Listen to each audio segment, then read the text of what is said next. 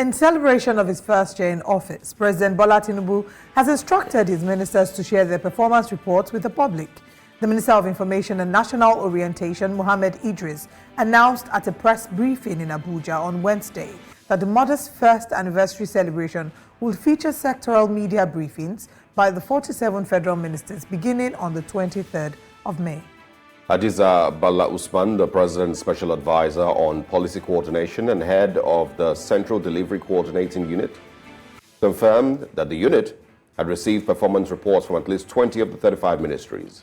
She noted that the assessment report would be the result of a collaborative effort involving the ministers, citizens, and industry experts.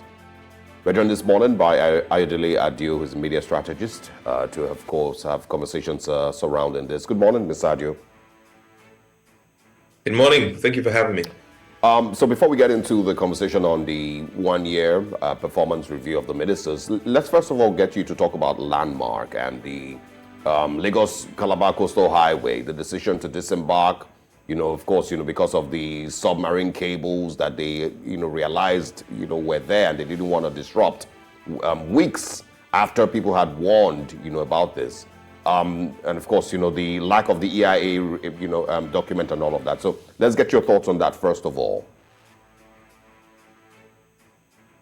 I mean, first, I believe that you were as embarrassed as I was watching that town hall yesterday, because in the first instance, the reason why EIAs are mandated to be done with every project of that scale is to prevent the very thing that they are trying to do at this very instance. So it begs the question why many of these basic procedures were circumvented in the very first instance.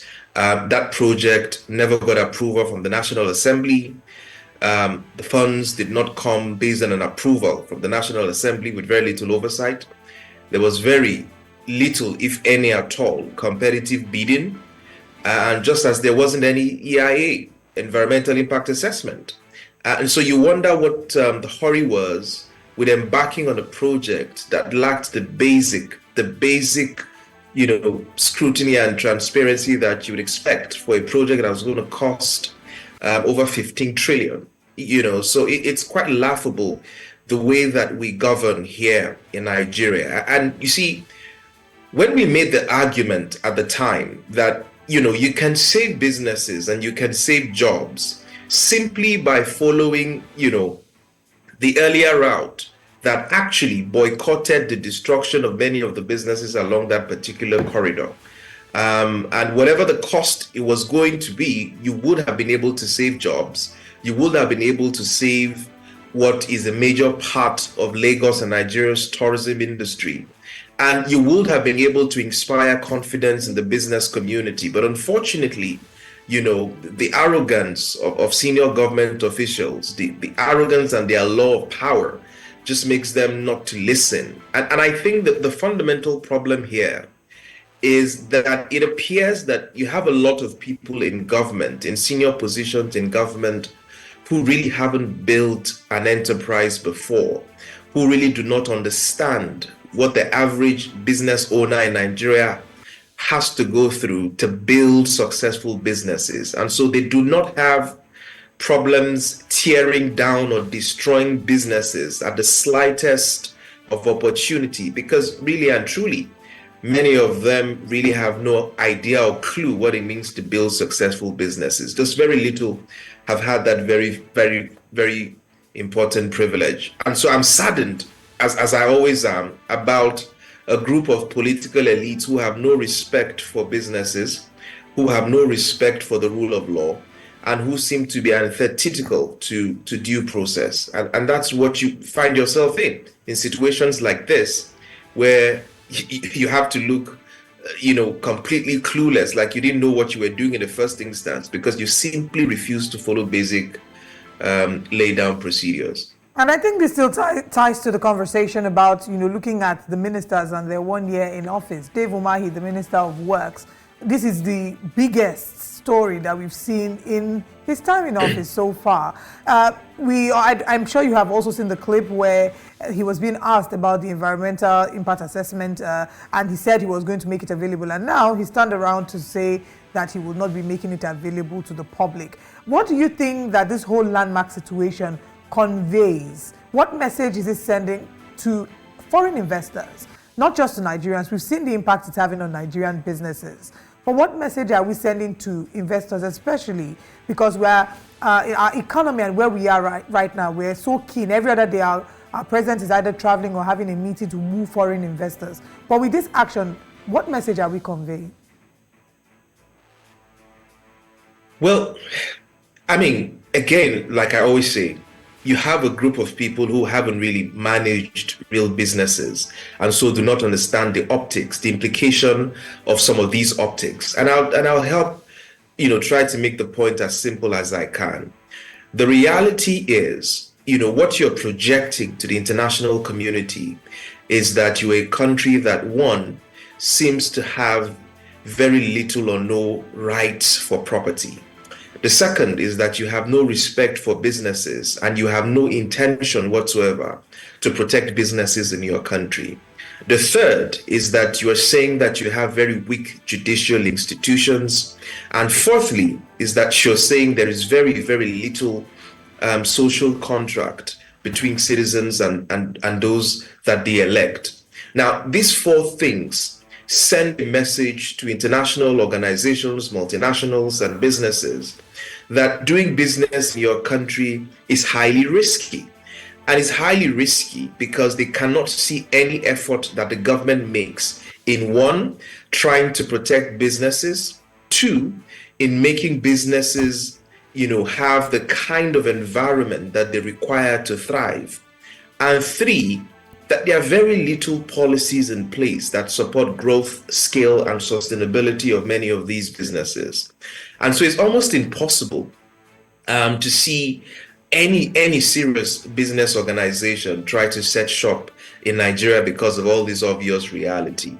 And it's important to note that when people talk about capital coming into the country, it is hot capital, which is portfolio investments that has nothing to do with creating local jobs or stimulating local economy. Because real businesses, I mean, you followed the news, of the oil company the Total Energies that set up shop in a different African country and simply boycotted us after having talks for a very long period of time. I think yesterday I was reading the news and over 2 billion of investments was just secured in Kenya. And you see different kinds of investments moving into various African countries, whether it's Egypt, whether it's Kenya. Of course, South Africa has always been a huge magnet for global businesses.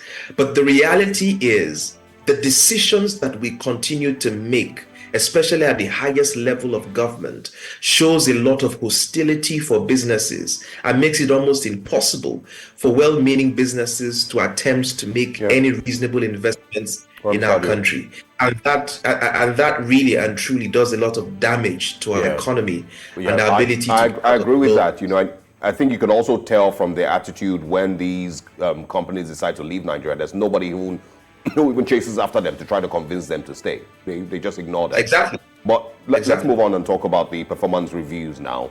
The president, of course, has had that decision to have his ministers present their performance reviews. Some would say that this is showing transparency and accountability in government. Do you agree with that? Do you also think 1 year is enough? Do you think this is all just, a waste of time? Okay, I mean, 1 year is enough to present your scorecards to the Nigerian people. There's no doubt about it. 1 year is truly and well enough to present your scorecards. Now, again, you asked the second question, which is, is this some sort of charade? Now, you can look at it at two ways. You can call it a charade and you can be right. And in another vein, you can call it some sort of accountability to the Nigerian people to have, a glance of the people who are leading the various ministries and assess them for themselves and see the work that they have been doing to make their lives better. and to make their country better. So you can view it from that vantage point and say it's a means, or it's a sort of way to hold those in these positions accountable, because they are essentially presenting their scorecards to the public.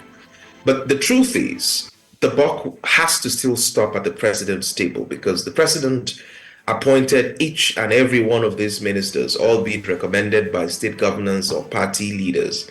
But he eventually appointed all of these ministers into office, and he, at the end of the day, would have to defend their successes or failures in his re-election in 2-3 years. Nobody will remember the minister that had failed in office, but everybody will remember a president that failed to live up to the promises he made to the Nigerian people. Now, the third question, which you asked, the assessment of the ministers generally, I mean, I think that's as clear as daylight, that the ministers that have been charged with the responsibility of implementing the policies of the president, or to achieve or help the president achieve his hope agenda objective, seem to be falling short of the mark. The reality today is that you can't pick more than 5 ministers who are really doing all they can to help the president achieve those objectives. Many of these ministers, you can't even recall their names. Many of them seem to be on sabbatical. Others seem to be on some sort of holiday. But really and truly, there's very little progress in the last 1 year that you can hold on to inspire hope and to inspire confidence that Nigeria is going to get out of this very difficult economic situation that we found ourselves in. And the truth is, while you can hold these ministers to account, many of whom have performed spectacularly poorly over the last 1 year, you also have to take a look at the president who appointed these individuals and ask the question, his judgment in deciding these individuals to man these ministries, and quite frankly, to also ask the question, if really and truly he thinks that these individuals can help him achieve his agenda, of if there's clearly any sense of direction to achieve what has been printed on paper and promised to the Nigerian people. All right, let's look at the 1-year administration of President Bola Tinubu. Yesterday at the ministerial sectoral update, the Minister of the FCT, Nyesom Wike, said that President Tinubu has restored hope in the hearts of Nigerians. Is this a statement that you would agree with? How would you score President Bola Tinubu's first year in office? Well, listen, politicians will always sing praises to their political leaders. And that's what they do. That's what they will continue to do. But the Nigerian people who live and experience the policies of government would have a different story to tell and have a different song to sing.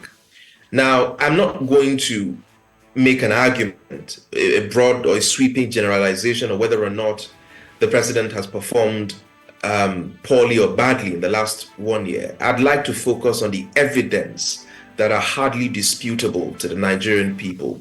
And we can all make our judgments based on the evidences that are available to the Nigerian people. The evidence today suggests that we have over 40% of food inflation. The evidence today suggests that we have record headline inflation, the highest we've experienced since perhaps 1996.